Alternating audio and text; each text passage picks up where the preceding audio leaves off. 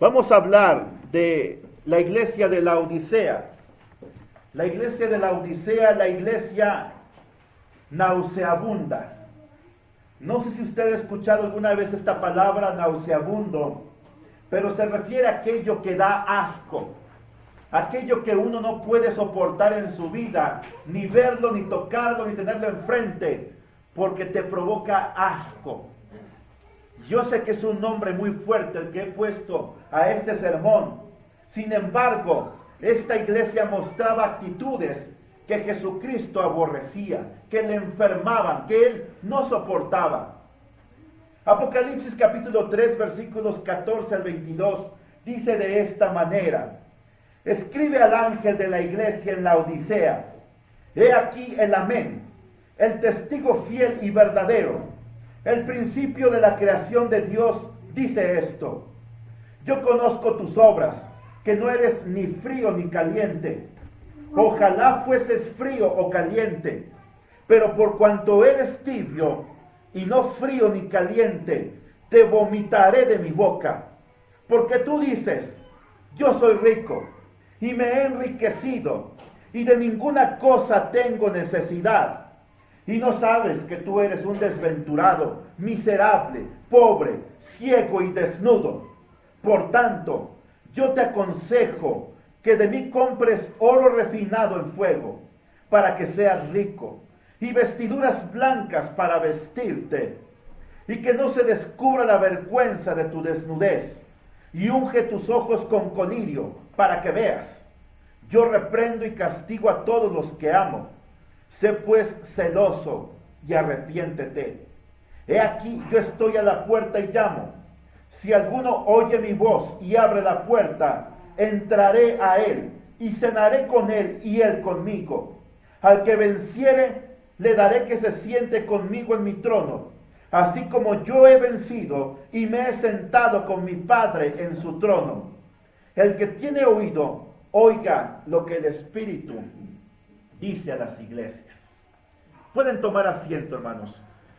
Esta iglesia es una iglesia que muestra lo más lamentable de las 7 iglesias que hemos estado estudiando. ¿Por qué?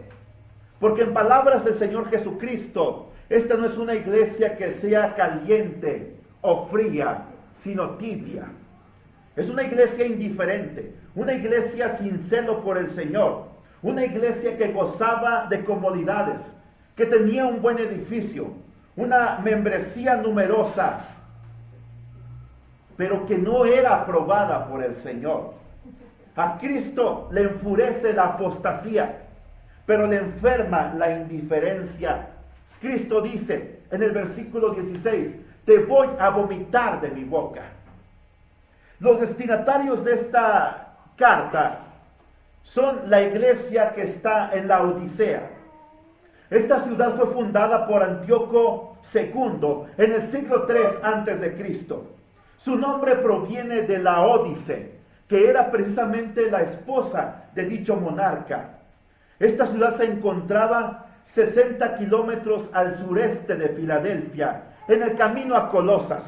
Era parte de 3 ciudades próximas: Colosas, Hierápolis y la Odisea. Colosenses capítulo 4, versículo 12, nos habla acerca de el contexto en el cual esta ciudad convivía. Colosenses capítulo 4, versículos del 12 al 18. Voy a leer algunos versículos solamente, porque aquí habla del pastor que pastoreaba precisamente, o que guiaba el rebaño, que guiaba el rebaño de la Odisea. Y precisamente este pastor, cuando el apóstol Juan escribió esta carta, él ya no estaba allí. Así que no tenemos el nombre, pero el fundador se llamaba Epafras. Versículo 12 de Colosenses capítulo 4 dice: os saluda Epafras, el cual es uno de vosotros, siervo de Cristo, siempre rogando encarecidamente por vosotros en sus oraciones, para que estéis firmes, perfectos y completos en lo que Dios quiere. Este hombre había escuchado el mensaje del Evangelio junto con Pablo. Fue de los primeros que creyó al Evangelio en la ciudad de Colosas y fue de los fundadores y posteriormente llegó a ser el pastor de esta iglesia. Pero cuando el apóstol Juan escribe esta carta, él ya no estaba allí. Epafras. En el periodo del Imperio Romano la ciudad se enriqueció mucho debido a que en ella se producían tejidos de lana negra obtenida de carneros criados en aquellos parajes. Además allí había un centro médico donde se procesaba el polvo frigio que se usaba como tratamiento para las enfermedades de los ojos. Así que era una ciudad rica. Y la iglesia de este lugar, en la Odisea, era una iglesia rica. En el año 60 después de Cristo, un sismo destruyó la ciudad, pero sus habitantes la reconstruyeron sin necesidad de ayuda financiera del Imperio Romano. Mire, Japón tuvo un sismo hace 10 días de intensidad 9. Tuvieron que subir la 9 por todo el desastre que se ocasionó. Más de 10,000 personas han desaparecido, no han encontrado sus cuerpos. Una cifra parecida de muertos. La planta nuclear en esta ciudad, ¿cómo la recuerdan? ¿Cómo se llama? Fukushima. Esta planta nuclear ya tuvo varias explosiones en sus reactores. No han dicho toda la verdad. Se decía esta semana que cuando se empezó esa planta nuclear en los años 70, hubo reportes que decían que era muy insegura. Y aún así se corrompieron autoridades, se corrompieron empleados, se corrompió gente como empresarios. Porque en aquella cultura de aquellos lugares hay varios principios que ellos tienen. Principios importantes que rigen su vida. El primero es el de la lealtad. El segundo, la honestidad. El tercero es el trabajo. Así que para ellos es más importante ser leal a una persona, aún sobre la honestidad. Usted diría, el factor más importante para las personas debería ser la honestidad. Si no eres honesto, no puedes ser leal. Pero ellos prefieren ser leales y no hacer quedar mal a sus patrones antes que ser honestos. Y ahí está el origen de este problema de radioactividad que hoy estamos viendo, que no es un problema pequeño por sí, es un problema muy grave, que dicen que incluso podría llegar a esa nube radioactiva a países como Filipinas, que podría llegar a países como Rusia, a países como China, incluso las costas de Estados Unidos. Así que, ¿por qué le estoy mencionando esto? Porque Japón, al menos durante 4 días, que eran días vitales para encontrar sobrevivientes, ellos se negaron a recibir ayuda extranjera. Ellos se sintieron autosuficientes. Las cifras no las dijeron como eran, de víctimas y de desaparecidos. Y ahora ya no saben dónde esconder la cara de vergüenza, porque son gente que se ha sentido autosuficiente. Es de las naciones en la tierra, las naciones que más tecnología tienen. Es de las naciones donde a Cristo se le desprecia. Donde cuando llegó el Evangelio hace 1000 años a Japón, los cristianos eran perseguidos. Había una comunidad cristiana floreciente y creciente. Y en ese lugar, en esa nación de Japón, 11,000 cristianos fueron asesinados. Les cortaron la cabeza. Sus cuerpos los escondieron en una isla y las cabezas en otra isla, porque ellos decían, cuando venga el Jesucristo que ellos proclaman, no vas a ver dónde están los cuerpos y las cabezas, como si Cristo no fuera poderoso. Para que usted vea hasta dónde lleva la autosuficiencia, la cerrazón. Es una nación que siempre estuvo aislada del mundo.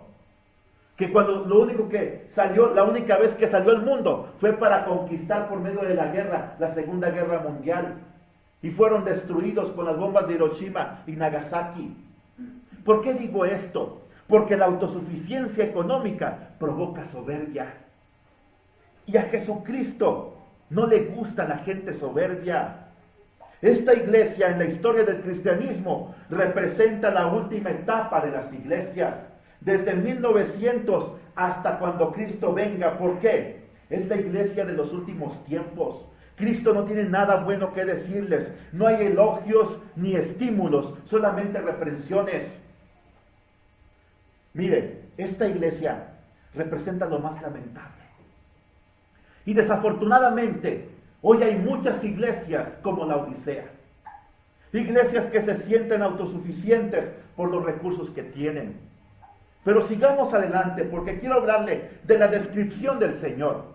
Y usted sabe que cuando Cristo se describe a sí mismo, usa atributos de la deidad que Él posee, que tienen relación con la necesidad de cada iglesia. Mire, Jesucristo dice en el versículo 14, el amén, el testigo fiel y verdadero, el principio de la creación de Dios. Cristo es el amén. Porque Él es el amén a sus propias promesas. Estando en la cruz del Calvario, Él le dijo a un hombre necesitado de salvación, de cierto te digo, que hoy estarás conmigo en el paraíso. Las promesas de Cristo son fieles y verdaderas. La palabra de cierto significa amén. Ten por seguro. Es una verdad que yo no puedo negar. Yo no me voy a echar atrás. Los hombres somos, ¿cómo le podré decir que somos los seres humanos? Somos falibles. Los seres humanos fallamos, quedamos mal. A veces no cumplimos con nuestras promesas, pero Jesucristo cumple todas sus promesas. Cristo dijo, un día voy a regresar a esta tierra. ¿Lo cree usted? Amén. Esperamos la segunda venida de nuestro Señor Jesucristo. Yo amo la segunda venida de Jesucristo. En ocasiones cuando veo tanta maldad le digo, Señor Jesús, ven ya. Esto habla de la firmeza de su carácter. Sus promesas son firmes, inconmovibles y de fiel cumplimiento. Según de los Corintios, capítulo 1, versículo 20, habla precisamente de esta verdad. Según de los Corintios, capítulo 1, versículo 20 dice, porque todas las promesas de Dios son en Él sí, y en Él amén. ¿Por medio de quién? De nosotros. ¿Para qué? Para la gloria de Dios. Según de los Corintios 1:20, las promesas de Dios son sí y amén. ¿Pero a través de quién? A través de nosotros. Cuando usted predica el Evangelio, usted le dice a la gente, en Cristo hay salvación. Cristo respalda su palabra. Cuando usted va y ora por un enfermo y usted lo unge con aceite, que usted tiene también esa responsabilidad y a veces ese privilegio de hacerlo. Cristo respalda esa oración también. Y dice la Biblia, y la oración de fe sanará al enfermo. Cristo es fiel a sus promesas a través de nosotros. Porque a través de nosotros la palabra de Dios y las promesas de Dios son expresadas y cumplidas. Nosotros tenemos una responsabilidad con la sociedad que no conoce a Cristo. La responsabilidad es esta, de llevar las promesas de Dios a aquellos que no le conocen. Pero además Jesucristo se describe a sí mismo como el testigo fiel y verdadero. Apocalipsis capítulo 19, al final de la Biblia, Apocalipsis 19:11, dice de esta manera, entonces vi el cielo abierto, y he aquí un caballo blanco, y el que lo montaba se llama fiel y verdadero, con justicia juzga y pelea. Este personaje descrito aquí es Jesucristo en su segunda venida a esta tierra. Él pelea con justicia y con juicio, porque Él es fiel a su proclamación. Porque así como Él en la Biblia habla de perdón, también habla de castigo para aquellos que le rechazan. Así como habla de justicia, habla de juicio para aquellos que viven en la injusticia. Así como habla de amor, también habla de perdón. Él es fiel a sus promesas y en un día va a hacerlas evidentes en esta tierra. Tal vez nosotros hoy no vemos todo el cumplimiento, pero por eso son promesas, porque significa que un día se van a cumplir. Mire, nosotros debemos de ser amén a todo lo que decimos. Nosotros, como tenemos a Cristo en nuestra vida, debemos de ser fieles y verdaderos. no andar en la mentira. Y cuando hablo de no andar en la mentira, no solamente me estoy refiriendo a que seamos personas que digamos mentiras, porque ya catalogamos las mentiras de blancas, negras, rojas y de tutti frutti. Y no, andar en la mentira también significa que no vivimos un estilo de vida cristiano tal como a Cristo le agrada. Andar en la mentira es que no vivimos en la verdad de la palabra de Dios, de sus promesas. Andar en la mentira es que hoy estoy en la iglesia y el viernes estoy en una cantina. Andar en la mentira es que hoy vengo a pedirle perdón a Dios y el día de mañana me niego a perdonar a mi prójimo o a mi ser querido. Andar en la mentira es que hoy estoy aquí santificándome y el día de mañana estoy viendo pornografía. Andar en la mentira es que hoy levanto mis manos y canto salmos de alabanza a nuestro Dios y el día de mañana vivo echando maldiciones. Debemos de ser como Cristo es, porque Él es el testigo fiel y verdadero.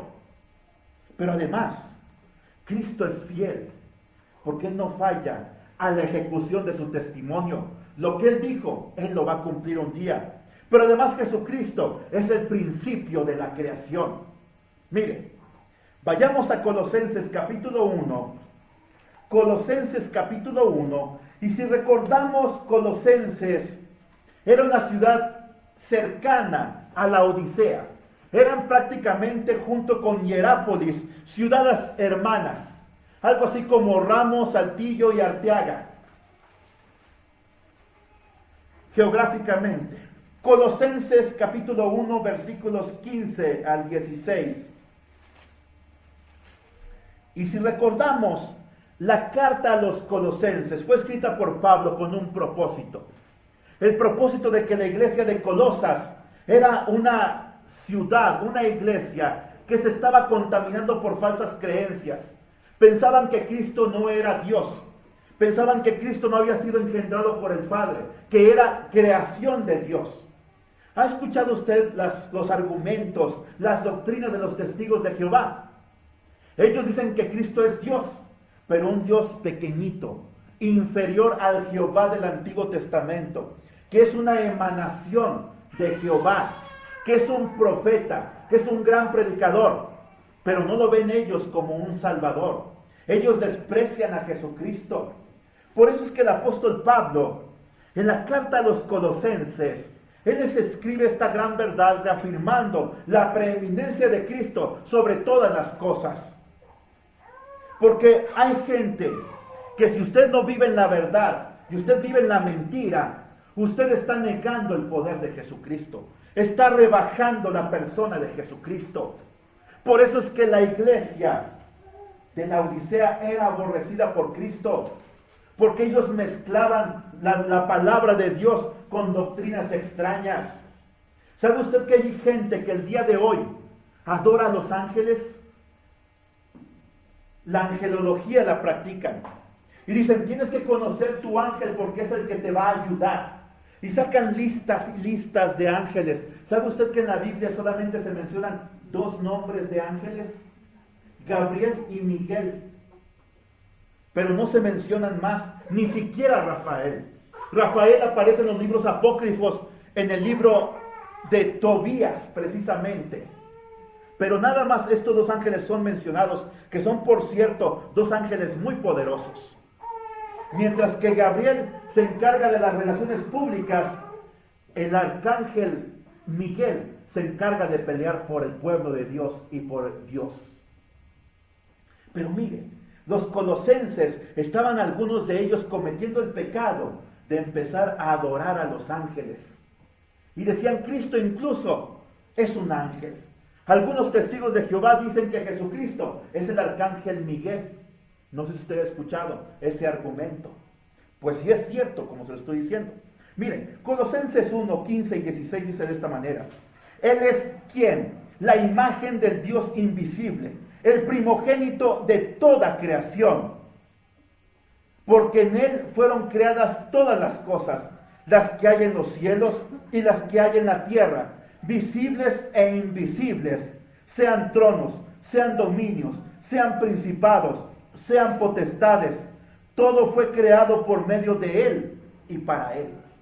Es decir, Dios el Padre, a través de la segunda persona de la Trinidad, el Verbo encarnado, Jesucristo, el Hijo de Dios, Cristo fue el instrumento a través del cual Dios, la Trinidad, hizo todas las cosas. Y dice aquí, Él creó a quienes, cosas visibles e invisibles, sean tronos, dominios, potestades. Estas son precisamente características, o podríamos decir categorías de ángeles. Entonces Pablo dice a los colosenses, Cristo creó a los ángeles. ¿Por qué ustedes andan adorando a los ángeles?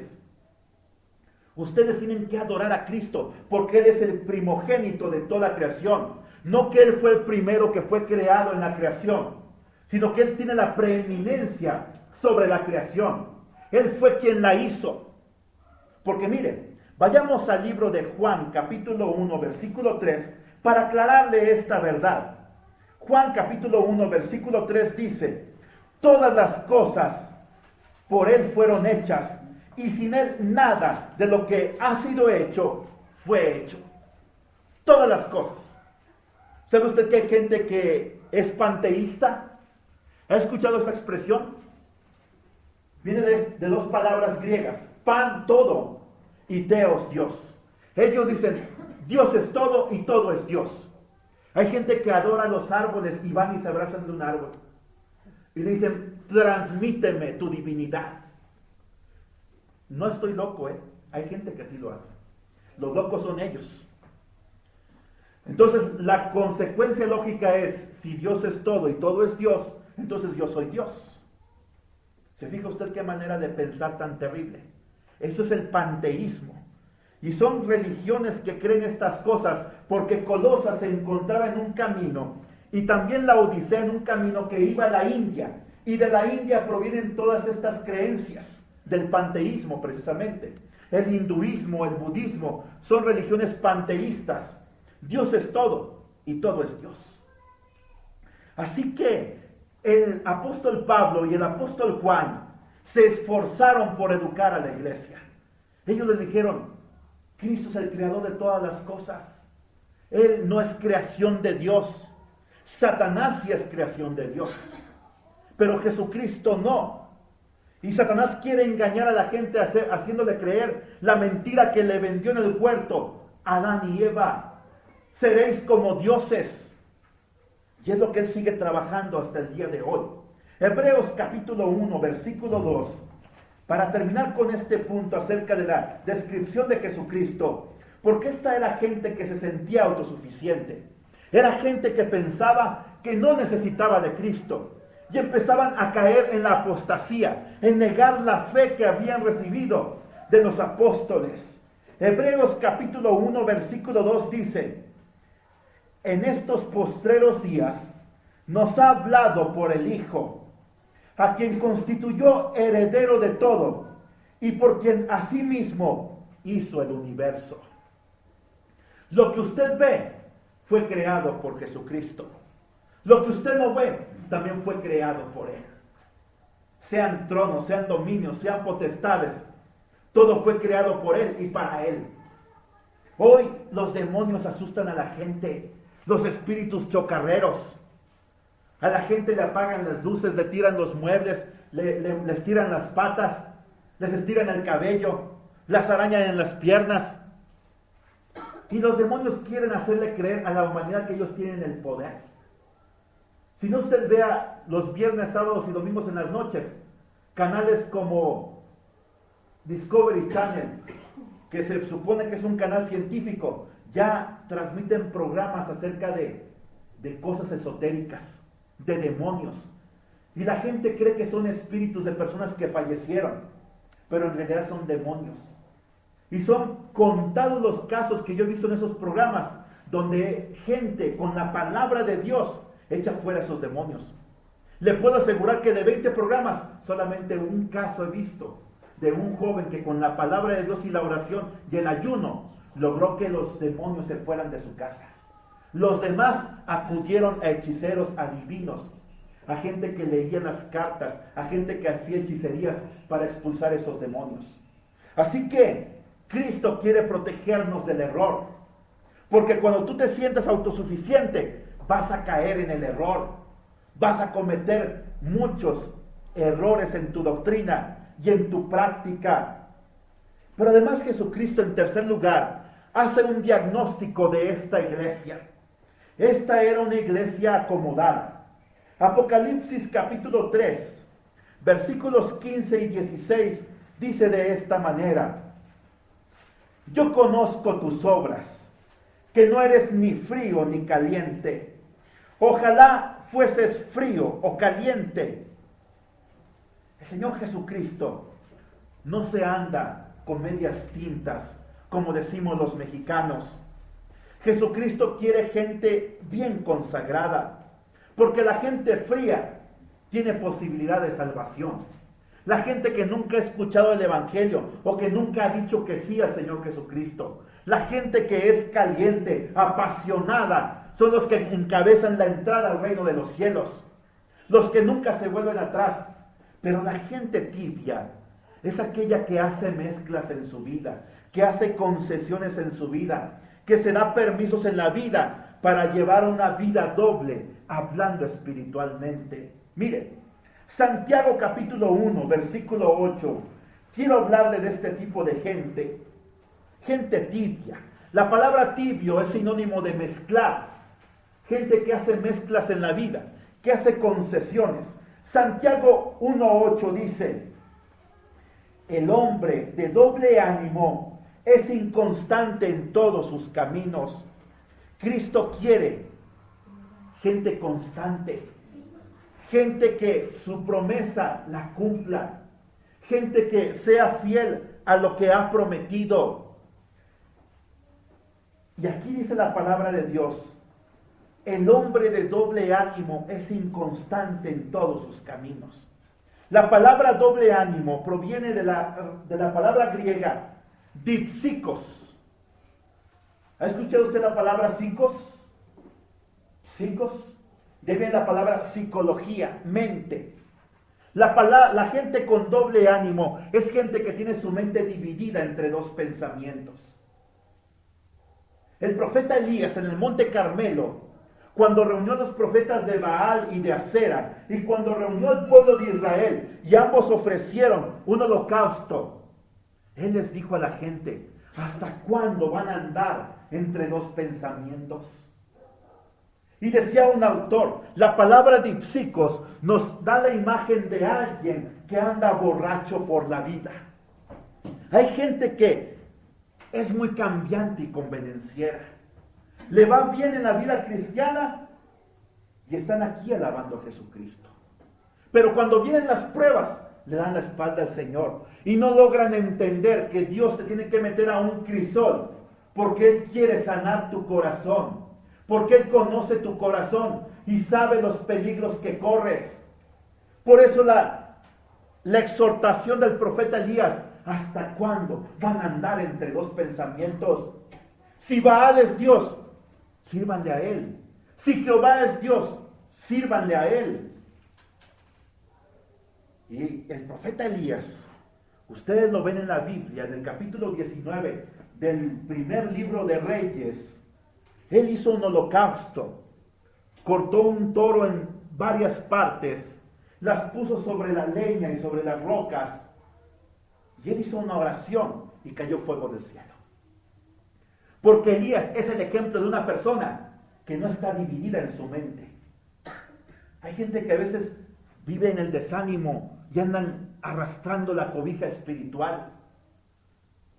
Y luego es gente que después andan hasta arriba y hacen promesas a más no poder. Debemos de ser gente que lo que decimos lo cumplamos. Yo no quiero que esta iglesia, que se llama la casa de mi Padre, un día el Señor Jesucristo nos envíe una carta y diga: ustedes son una iglesia tibia. Porque el pastor tiene la preeminencia y tiene en la iglesia la gran responsabilidad de educarlos a ustedes, hermanos, en la palabra de Dios. Esa es mi responsabilidad.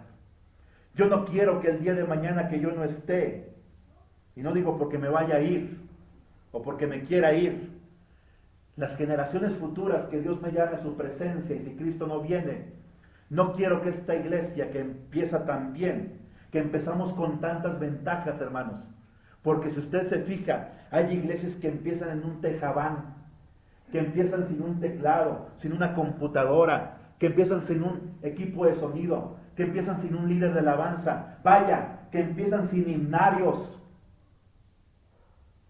Pero ellos, lo más importante es la presencia de Dios.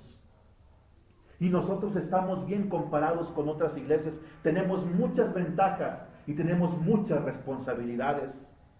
Y no quiero que el día de mañana el Señor Jesucristo diga, con tantas ventajas que te di, las desperdiciaste como iglesia.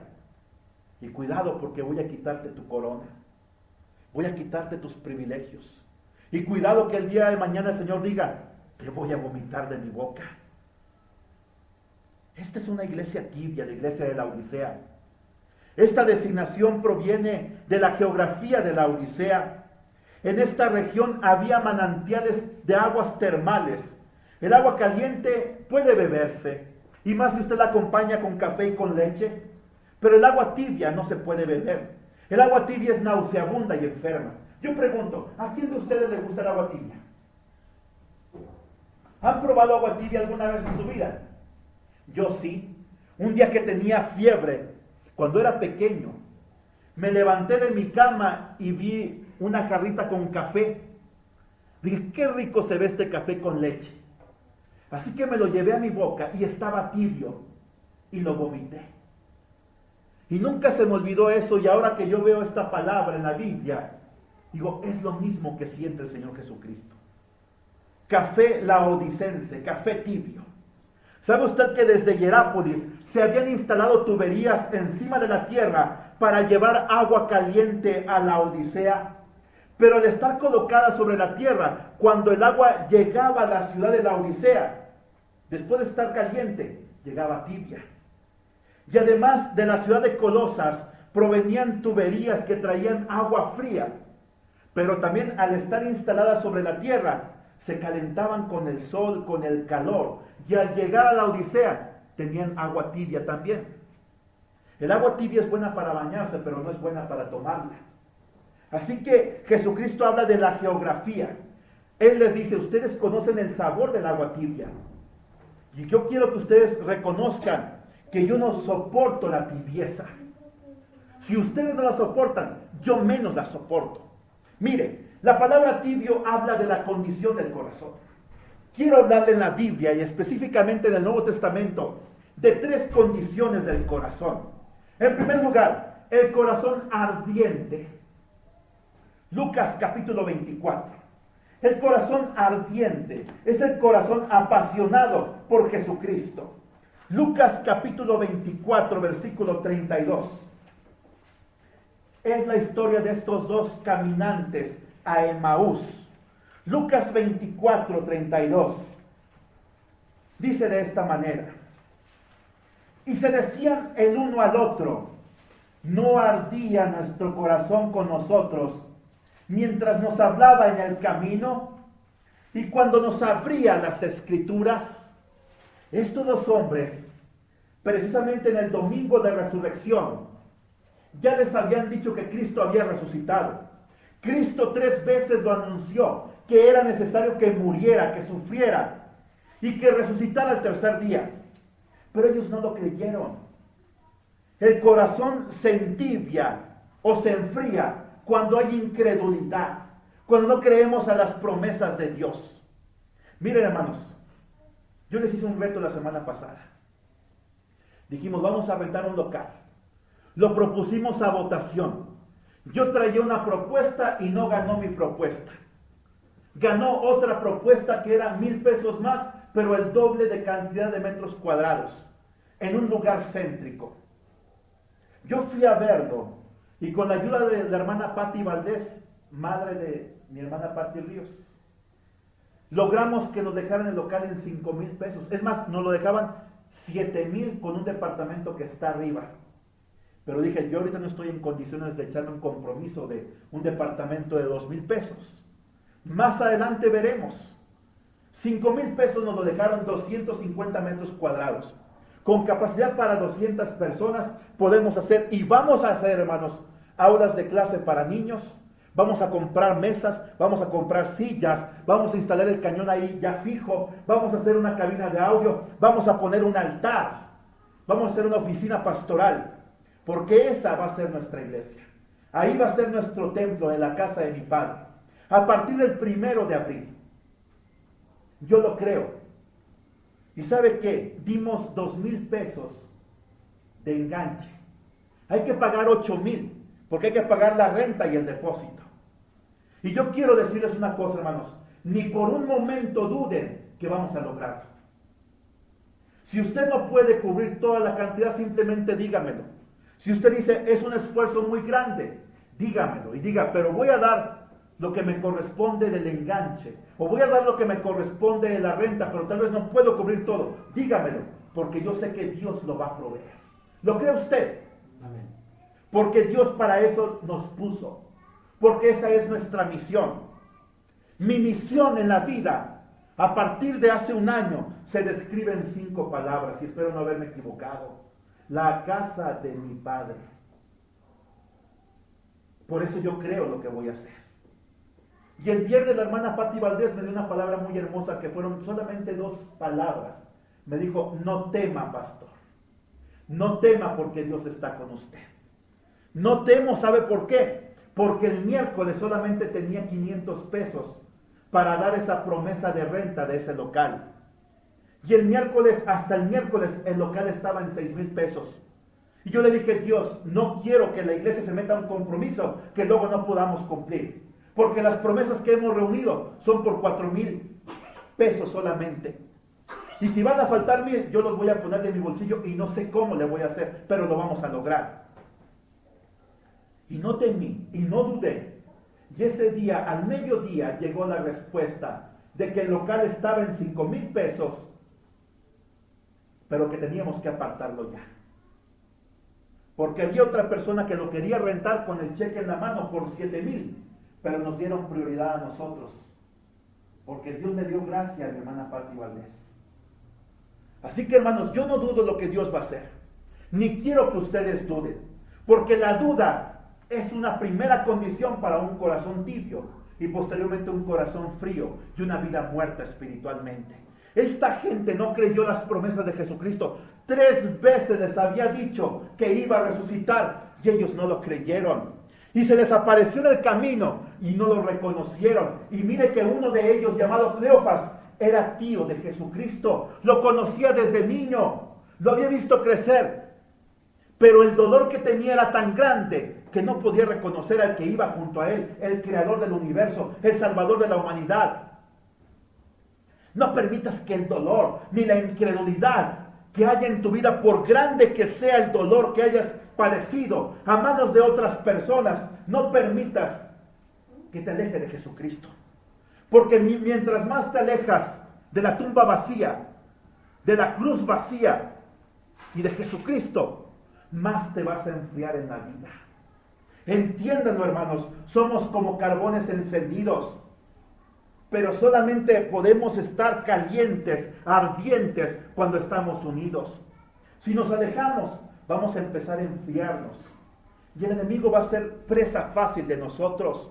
Y estos hombres no le reconocieron hasta después que vieron sus manos traspasadas por los clavos mientras cortaban el pan. Le reconocieron. Pero él ya se había ido. No habían disfrutado su presencia. Es en los momentos de prueba que la presencia de Jesucristo es más evidente en tu vida.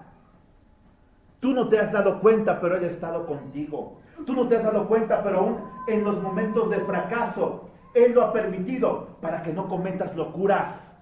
Aún en los momentos de sufrimiento, Él ha estado contigo para que no te suicides, para que no te vuelvas loco, para que no tomes una deuda que te podría dejar en la bancarrota. Así que hay 3 condiciones. El corazón ardiente. Cuando estás cerca de la palabra de Jesucristo, vas a tener un corazón ardiente. Porque la palabra es la que nos sostiene. Puedes cantar, puedes orar, pero el combustible de todo esto es la palabra de Dios. La gente que escribe cantos, los escribe basados en la palabra de Dios. En la Biblia yo veo hombres de Dios como Daniel, como Moisés, como Nehemías, que oraban reclamando las promesas de Dios. Porque para que tengas un corazón ardiente y que le crea a Jesucristo, necesitas el combustible de la palabra de Dios. Y yo sé que no estamos acostumbrados, pero ¿cuántos de ustedes dicen amén? Amén. Pero además está el corazón frío. Mateo 24:12. Mateo capítulo 24, versículo 12. No sé usted, hermanos, pero yo estoy disfrutando mucho esta palabra. No sé usted, pero Dios me está hablando a mi corazón y sé que le está hablando a su iglesia en esta tarde. Mateo 24:12, palabras de Jesucristo, él dijo: y por haberse multiplicado la maldad, el amor de muchos se enfriará. Cuando la maldad se multiplica, el corazón se enfría. Y no tanto que la maldad se multiplique, porque la maldad siempre va a estar. El problema es cuando ponemos los ojos en las cosas negativas, en la maldad de la gente. Que si un hermano o una hermana te quedó mal, ya tu corazón se empezó a enfriar. Que si algo no te gusta en la iglesia, ya tu corazón se empezó a enfriar. Yo tengo un principio, hermanos, y se los quiero transmitir esta tarde. Yo no soy un hombre de problemas, soy un hombre de soluciones. Sé que los problemas siempre van a estar presentes, pero por cada problema siempre busco una solución. Y usted se va a dar cuenta y se ha dado cuenta conmigo que por cada problema yo le tengo una solución. Y yo quiero invitarle a usted a que cuando usted vea un problema, hermanos, junto con el problema me traiga al menos 2 soluciones. Ese es un principio que quiero establecer en esta iglesia. No ver solamente la paja en el ojo ajeno, sino ver la manera de sacarla. Me acordé esta semana de algo que pasó. Mi hija Susana, debido al clima tan seco que tenemos en Saltillo, le empezó a sangrar la nariz. Y sin decirnos nada, agarró un pedazo de papel de rollo y lo enrolló. Y se lo metió por la nariz hasta no más no poder. Hasta que nos dimos cuenta que traía un trozo así, mire, de rollo en la nariz. Y como ella sabía que había hecho algo malo, no nos lo dijo en todo el día. Hasta que agarré unas pincitas para sacarse cejas, se la metí y ella llorando, y le saqué ese pedazo de rollo lleno de sangre y de mucosidad. Y no sé por qué le estoy contando esto. Pero bueno, se los quería decir. El caso es que la maldad y el pecado enfrían, pero yo no lo debo de permitir. Miren, quiero contarles una historia muy triste. Mi iglesia Berea, donde yo crecí, donde yo, así como mi hija, iba desde bebé y mi mamá me acostaba debajo de las bancas mientras estaba el culto, donde fui un adolescente, cuando tenía 10 años de edad, llegó un hombre de Dios a nuestra iglesia, al que yo llegué a amar y admirar demasiado. Era un predicadorazo elocuente, era un excelente administrador, un hombre disciplinado porque había sido militar. Yo lo admiraba, yo amaba a ese hombre, un hombre de 1,80 de estatura, que trajo una revolución a nuestra iglesia y le hizo crecer. De 30 miembros en menos de un año pasamos a 150. Pero al cabo de 2 años, ese hombre pecó. Le falló a Dios, le falló su iglesia, le falló su esposa, y todo eso se vino abajo. Y aquella iglesia floreciente, que era un testimonio entre las demás iglesias de la ciudad, de pronto se vio con 8 miembros, entre ellos mi madre. Y yo estaba en la etapa de la adolescencia, en la rebeldía, y eso enfrió mi corazón.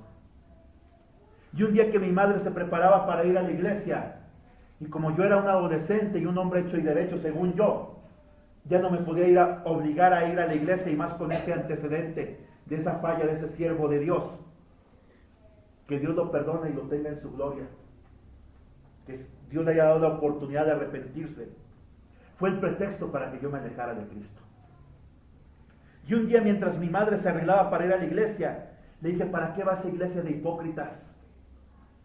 Y mi madre volteó, y mire que mi madre era una mujercita de 1,50 de estatura. Y se me quedó viendo con unos ojos que yo llegué a tener un temor santo ese día. Me dijo: Salvador, entiéndelo muy bien. Yo no puse mis ojos en el pastor. Yo puse mis ojos en Jesucristo. Y esas palabras nunca se me olvidaron. Cuando la gente me ha fallado, pongo mis ojos en Jesucristo. Porque si tú desvías tus ojos de Jesucristo, vas a empezar a ver los problemas alrededor y te vas a empezar a hundir como Pedro. Te vas a empezar a hundir como Pedro en el mar de Galilea. Dejó de ver a Cristo. Tenía fe, pero dejó de ver a Cristo y ese fue el problema. Puedes tener mucha fe, mucha disposición, mucho talento, pero si no pones tus ojos en Jesucristo, te vas a empezar a hundir como yo me hundí en el mar de la frialdad espiritual. Y 4 años estuve así hasta que Dios tuvo misericordia de mí. Hasta que un día le dije a mi madre: madre, independientemente de lo que ese hombre haya hecho, la iglesia tiene que perdonarlo. Aunque él no nos pida perdón, la iglesia tenemos que ir a ese asilo donde él terminó sus últimos días. Con las piernas gangrenadas, se las tuvieron que cortar por la diabetes. En una silla donde nadie lo visitaba, en un asilo de ancianos, la iglesia tiene que ir y extenderle su perdón por ver si ese hombre se salva. Eso es un corazón apasionado, cuando aprendes a perdonar. Cuando no mides el tamaño de la ofensa, cuando dices: no importa el daño que me hayas hecho, hermano, hermana, te perdono. Porque si no hay perdón, vas a tener un corazón frío. Porque la maldad siempre va a estar hasta que Cristo venga. El pecado siempre va a estar alrededor. Pero nuestro compromiso es perdonar. Corazón ardiente, corazón frío y corazón tibio. La iglesia de la Odisea tenía un corazón tibio. Hacer mezclas y concesiones con el mundo entibia el corazón. La iglesia de Éfeso estaba enamorada, estaba casada con su pasado glorioso. ¿Lo recuerda usted? La iglesia de Tiatira estaba casada con el mundo, y más que con el mundo, con Satanás. Ellos estudiaban en sus cultos de reunión o de adoración las profundidades de Satanás. La iglesia de Pérgamo estaba casada con el mundo. La iglesia de Sardis estaba casada con la muerte espiritual. Pero la iglesia de la Odisea estaba casada con el mundo. Estaba casada con las concesiones, con el poder. Porque era una iglesia que quería poder. Y era una iglesia fracasada. ¿Cuándo fracasa una iglesia? Le pregunto yo a usted. Mire, la iglesia fracasa al no decirme que soy un pecador. La iglesia fracasa cuando no me ve como un individuo necesitado de salvación. La iglesia fracasa cuando no me ofrece salvación solamente en Jesucristo. Cuando no me dice las consecuencias horribles del pecado. Cuando no me dice la certeza del infierno y no me avisa que solamente Jesucristo puede salvarme. Hoy las iglesias necesitan predicar más del juicio final y menos de la regla de oro. Más del Dios vivo y del diablo vivo igualmente. Más de un cielo para ganar y de un infierno que evitar. La iglesia debe anunciar no un mensaje de cultivo o que cultive la intelectualidad de las personas, sino un mensaje que exhorte a la gente a nacer de nuevo. Hoy hay iglesias que tienen miedo a mantenerse firmes en lo que creen. No quieren ofender a nadie. Hoy existen pastores que gobiernan las iglesias solo en aquello que agrada a unos pocos. Hay gente que si se separa de las opiniones que están basadas en la palabra de Dios, tiene temor a meterse en problemas. Y mire que yo muchas veces por decir la palabra de Dios me he metido en problemas. Yo no quiero ser una persona que hable solamente de condenación, pero a veces uno tiene que usar, así como usas el callado, tienes que usar la vara también con la gente. Tienes que usar la vara y disciplinar a la gente, porque tenemos que ser una iglesia disciplinada. Yo quiero que seamos una iglesia apasionada, que no seamos una iglesia que anda con el corazón a medias. Quiero que seamos una iglesia, puedo decirlo, loca por Cristo. Porque, ¿qué es lo que te enloquece a ti? ¿El dinero? ¿El placer? ¿Tu trabajo? ¿O Cristo? Cristo debe ser nuestra prioridad. Si tú cantaste Cristo, yo te amo, no hay nadie como tú, Jesús, entonces tú estás loco por Cristo. Esta iglesia tenía sus valores tergiversados. Su informe anual era impresionante. La tesorería estaba a más no poder. La membresía igualmente. Pero era una iglesia que era aborrecida por Jesucristo, porque habían hecho concesiones con el mundo. Habían hecho concesiones con el poder gubernamental. Ellos se aliaban con el Imperio Romano y halagaban más y agradaban más al Imperio Romano que a Jesucristo. Miren, hermanos, a mí me han dicho, ve ante el gobierno del Estado, mete una carta y pídeles una vagoneta. Ve ante tal secretaría y pide un apoyo económico. Y dije, ¿y para qué? Para que el día de mañana, cuando yo hable en contra de las leyes injustas que a veces proponen nuestros gobiernos, el día de mañana me digan, tú no tienes derecho a hablar en contra de nosotros porque nosotros te maiciamos. ¿Conoces esa expresión? Maiciar es echarle al gallo maíz para que se calle. Yo no quiero eso. Yo quiero tener la autoridad de la palabra de Dios y alzar mi dedo y decir, así dice el Señor. Y que nunca nadie me pueda decir, tú no tienes por qué decir eso. El único que me puede reclamar es Dios, en lo que yo digo en cuanto a la palabra de Dios. Yo puedo hablar en contra de la homosexualidad o el transvestismo, porque la palabra de Dios lo condena, y aún el lesbianismo. Yo puedo hablar en contra de los narcos, porque la palabra de Dios habla en contra de la injusticia que estos hombres hacen. Puedo hablar en contra de las injusticias de las autoridades, porque la palabra de Dios habla en contra de ello. Y puedo hablar en contra de la pornografía, porque la palabra de Dios lo dice. Y en contra del alcohol. Un día gané a una persona para Cristo, bien fumador y bien tomador. Me dijo, quiero dejar el cigarro, quiero dejar el alcohol, que voy a orar por ti. La segunda cita que tuvimos de discipulado, con su cervezota y su cigarro.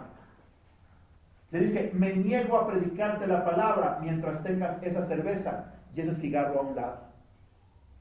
Es que, pastor, usted debe de entender. No, yo sí entiendo humanamente, pero tú no estás respetando la palabra de Dios. Si no puedes dejarlo, no te digo que no lo hagas, pero al menos respeta la palabra de Dios. No caigas en mayor condenación, porque te estás burlando del Evangelio. No digo que no tengas una lucha, porque eres recién convertido. Tienes una semana de convertido. Y entiendo que tal vez vas a batallar para dejarlo. Pero sí te pido que tengas respeto a la palabra de Dios. Y le molestó. Y fue la segunda y última reunión que tuve de discipulado con él. Hasta el día de hoy oro por él, le envío mensajes de texto bendiciendo su vida. Y no me contesta. Pero yo cumplí. No me da miedo que me haya corrido de su casa. No me da miedo. Porque digo, otros locos creerán a la palabra de Dios. Otros locos me creerán porque el testimonio que yo doy es en base a la palabra de Dios. Así que si a algunos les enoja lo que uno dice, allá ellos, porque yo cumplo con mi responsabilidad de decir la palabra de Dios tal cual es. Esmirna pensaba que era rica, que era pobre, perdón. Esmirna pensaba que era pobre, pero en realidad era una iglesia rica. Los de la Odisea pensaban que eran ricos, pero en realidad eran pobres.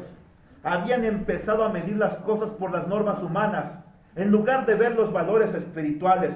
Pensaban que eran prósperos porque se basaban en la regla del oro. Ellos tenían mucho dinero, y en aquel entonces la moneda corriente estaba hecha en base de oro, o en base a la plata, y ellos se basaban en ello. Pero nosotros debemos ser una iglesia que, aunque tal vez no tengamos todos los recursos, tenemos la riqueza más grande, que es la riqueza de Jesucristo. Finalmente, hermanos, quiero hablarles de la promesa de Jesucristo a esta iglesia. Yo puedo decirle a usted lo que Cristo señaló de ellos, porque les dijo que eran una iglesia fría, tibia, perdón. Les dijo: tú eres desventurado, miserable, pobre, ciego y desnudo. Todo esto habla de su carencia espiritual. Y Jesucristo en el versículo 18 les dice: te aconsejo que compres de mí oro refinado en fuego, no oro del que tienes en tus manos, oro refinado en fuego. Eso habla de justicia, de santificación, de purificación, para que seas rico espiritualmente. Vestiduras blancas, habla de la justicia de Cristo, para que no se descubra la vergüenza de tu desnudez. Unge tus ojos con colirio, para que veas. Porque en ese lugar, lo dijimos al principio, se preparaba una pócima que se usaba en los ojos para curar diversas enfermedades. Jesucristo dice: acude a mí, porque la verdadera sanidad para tu ceguera espiritual está en mí. Fija tus ojos en mí, y entonces podrás ver claramente el camino que yo tengo señalado para ti. En sí, la exhortación de Jesucristo a la iglesia es esta: yo estoy a la puerta y llamo. Si alguno oye mi voz y abre la puerta, entraré a él, cenaré con él y él conmigo. ¿Sabe usted que muchas veces este versículo lo usamos en campañas evangelísticas?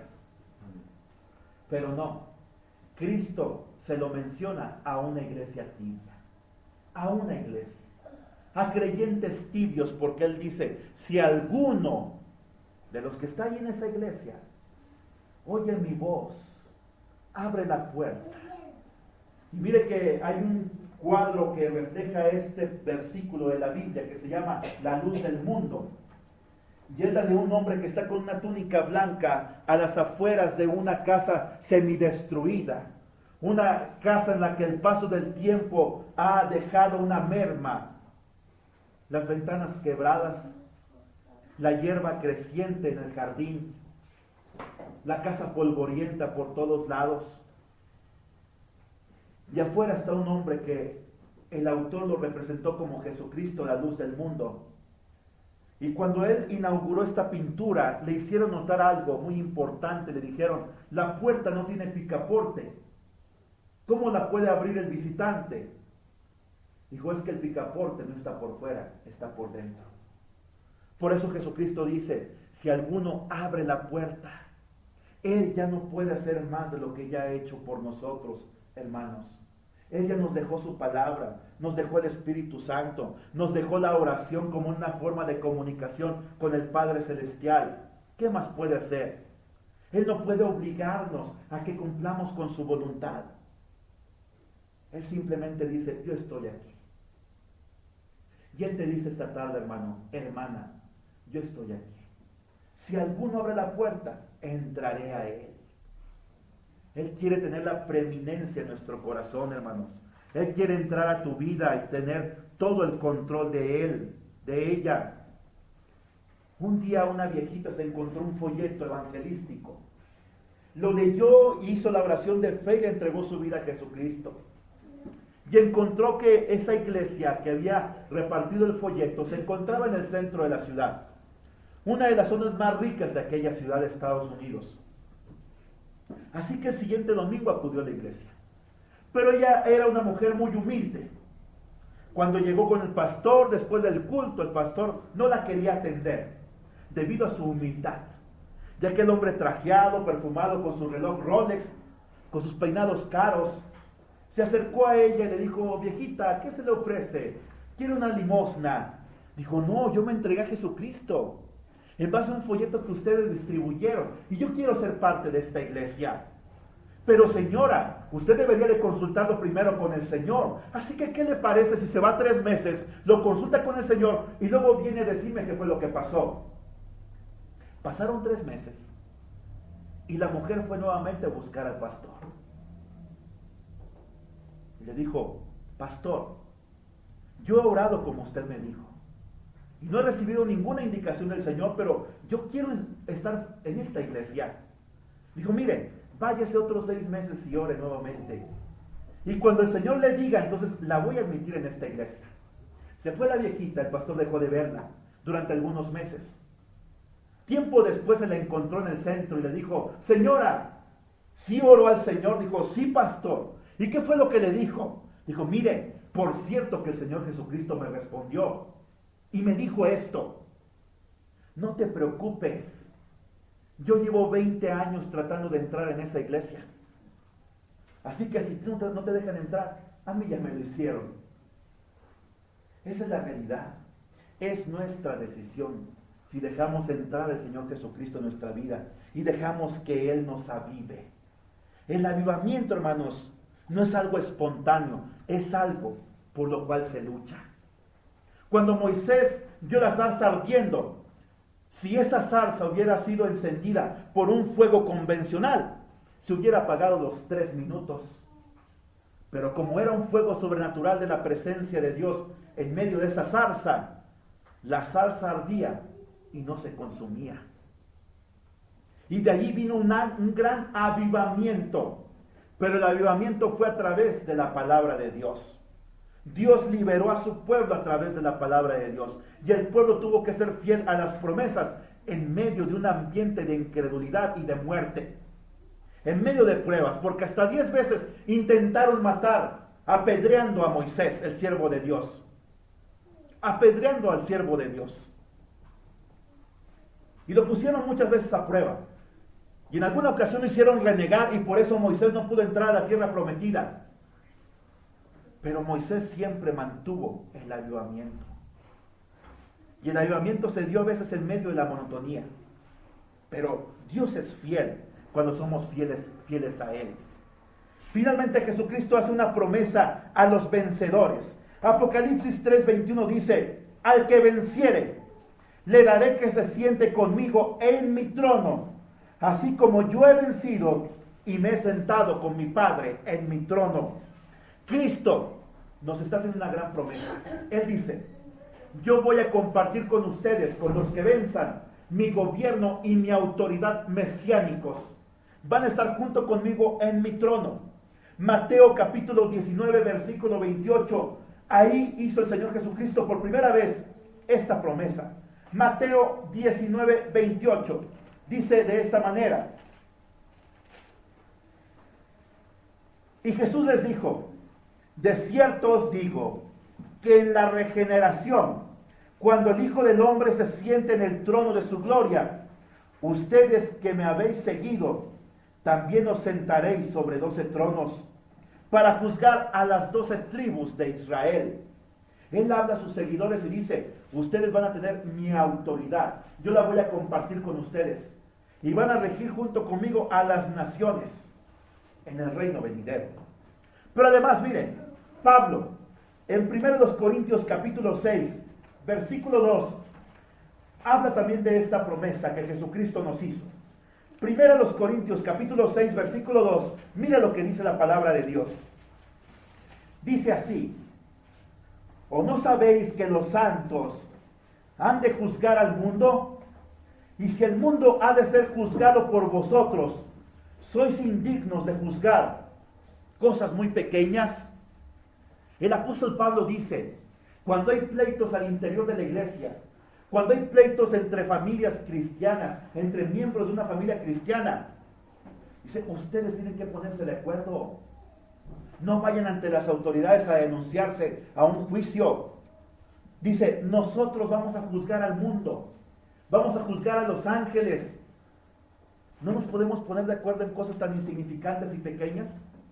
¿No podemos arreglar nuestras diferencias entre nosotros, nuestros problemas, como matrimonio, como padres e hijos, como hermanos? Tenemos autoridad. Es una promesa de Jesucristo. Y en Apocalipsis capítulo 22, versículo 5, finalmente el Señor Jesucristo dice, no habrá noche, no necesitarán luz de lámpara ni de sol, porque Dios los alumbrará y reinarán por los siglos de los siglos. Nosotros vamos a reinar con Cristo, hermanos. Esa es la promesa a los vencedores. Ellos, la iglesia de la Odisea, querían tener autoridad temporal. Autoridad basada en hacer concesiones con el gobierno, concesiones con la sociedad, agradarse a sí mismos. Cristo dice, la verdadera autoridad proviene de Jesucristo y es para siempre. Reinarán eternamente y para siempre.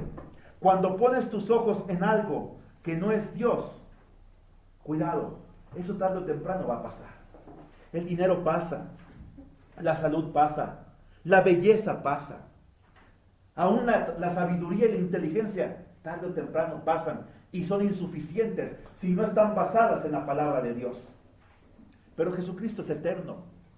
Él es el amén a todas sus promesas. Y yo quiero hacer una pregunta a usted. ¿A cuántos de ustedes el Señor les ha fallado? ¿A cuántos les ha quedado mal alguna vez? El Señor Jesucristo nunca falla. Romanos 10:11 lo dice. Todo aquel que en Él cree no será defraudado, no será decepcionado. La gente nos puede fallar, los hermanos nos pueden fallar, pero Cristo nunca falla.